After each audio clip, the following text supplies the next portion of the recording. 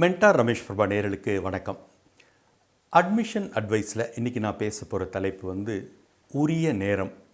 அதாவது எதை எந்த நேரத்தில் செய்யணும், எதை எப்போ செஞ்சால் போதும் அப்படிங்கிறது தான் இதில் நான் சொல்ல வர விஷயங்கள். உதாரணமாக பார்த்தீங்கன்னா, இன்றைக்கி இந்த +2 முடிச்சுட்டு ஏதாவது ஒரு யூஜி கோர்ஸ் சேர்கிறதுக்கு முயற்சி பண்ணுறாங்க.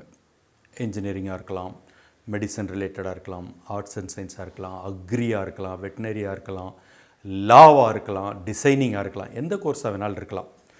அப்போ இந்த நேரத்தில் இதில் எது நல்ல காலேஜ், இதில் எது நல்ல கோர்ஸ்னு சேர்த்து அதை செலக்ட் பண்ணி அதை சேர்றது மட்டும்தான் சரியான நம்பருக்குமே தவிர்த்து, நிறைய நேரங்களில் எதிர்காலத்தை பற்றி, ரொம்ப தள்ளி இருக்கிற எதிர்காலத்தை பற்றி இப்போவே கேள்வி கேட்டுகிட்டு இருப்பாங்க, அதை பற்றி பேசிகிட்டு இருப்பாங்க.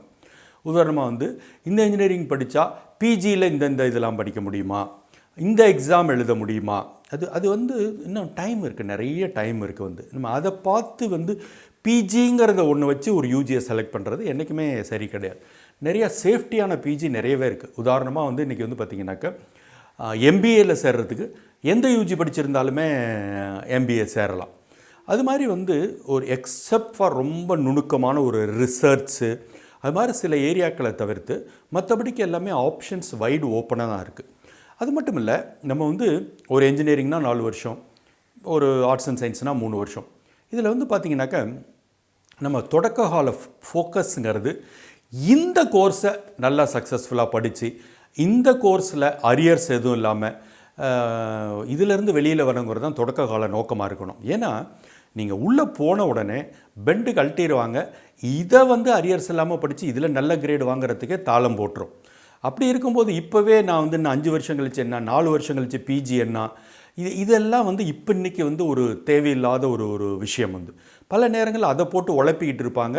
அதுக்கெல்லாம் நமக்கு இன்றைக்கி டைமும் கிடையாது, அதுக்கெல்லாம் இன்னும் உரிய அவகாசம் இருக்குது. ஃபார் எக்ஸாம்பிள், நீங்கள் ஒரு என்ஜினியரிங் படிக்கிறீங்கன்னு வச்சுக்கலேன், ஒரு 4th இயர் வாக்கில் பிஜியை பற்றி யோசிச்சா போதும்.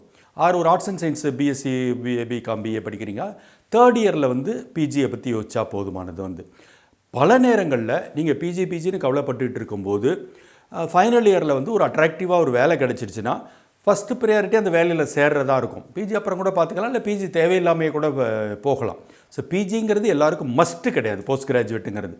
ஸோ அந்த மாதிரி ஆங்கிளில் பார்க்கும்போது நான் என்ன சொல்ல வரேன் அப்படின்னு கேட்டிங்கனாக்கா, இப்போவே இந்த +2 காலகட்டத்திலே போய் கல்லூரியில் சேரும்போதே போஸ்ட் கிராஜுவேட்டை பற்றி அதிகம் கவலைப்படக்கூடாது, அது அவசியம் இல்லை.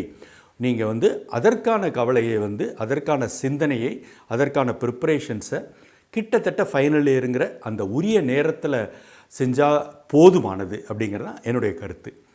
இது பயனுள்ளது நினச்சின்னா நண்பர்களுக்கு ஷேர் பண்ணுங்கள், அவர்களும் பார்த்து பயனடையட்டும். மற்றபடி மென்டார் ரமேஷ் பிரபா இதுவரை சப்ஸ்கிரைப் பண்ணலையா, இப்போவே சப்ஸ்கிரைப் பண்ணுங்கள். நன்றி, வணக்கம்.